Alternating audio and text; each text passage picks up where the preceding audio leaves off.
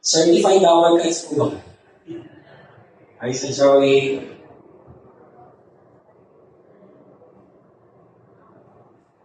Thank you, sir. Napakaganda po. Biglaan to, hindi ko rin, salita ako rito. To the great men and women of University of Perpetual System Data, as well as to the men and women of Bureau of Corrections. Word of gratitude po. Maraming salamat po sa inyo sa pag-imbita dito sa amin.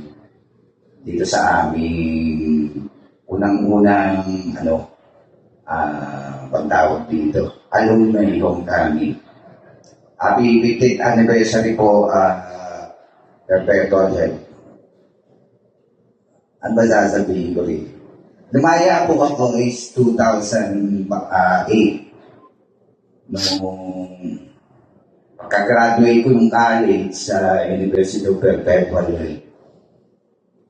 Nagturo muna po ako sa college. Dahil 2005 ako graduate, 2008 pala ako lumaya. Committed a crime of luckily with homicide and sentenced to suffer different term of 18 years to 23 years. Mapalad lang dahil na-commute po yung sentence natin. Nabawasan yung aking sentensya dahil maganda naman po ang mga nag-record namin dun sa loob ng Pilipin. At present po, ako po ay isang public servant sa barangay namin.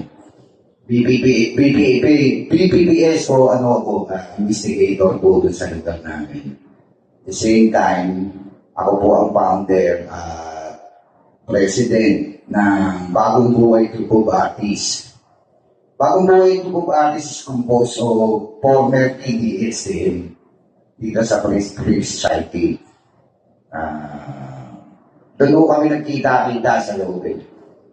Tapos, pagdating dito sa Police Society, binuo namin dito yung grupo, yung Bagong Buhay Group of Artists.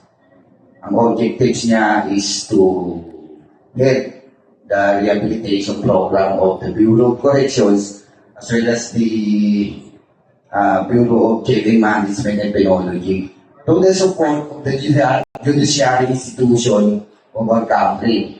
Yan nga po, isa sa mga mastermind, the Associate Justice Carl Miranda and Ma'am Rexy Morales. Yan po ang mga key mastermind ng mga yan.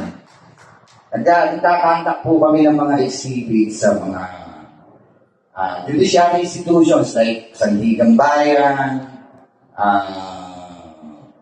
Supreme Court, Court of Tax Appeal, Ganyanis po, basta Hall of Justice. Buong Metro Manila, nag-ibot na po namin yun. At the same time, nagtuturo po kami sa mga jail. Pumunta rin po kami sa medium, kay Sir Pesa. Tutunay kami ng art materials for learning purposes ng mga PDL student. Ayun po yung purpose ng Hindi na, kaya mga target market namin, puro mga mga judge, mga justice, mga attorney ang bumibili ng aming mga painting. At sana, sa mga darating pang panahon, balak rin namin mag-contact dito sa, pwede ba yun? Pwede kami mag-contact ng Lekag City. Kaya nga, take note, pwede raw. Maraming salamat po. Mabuhay po kayo lahat.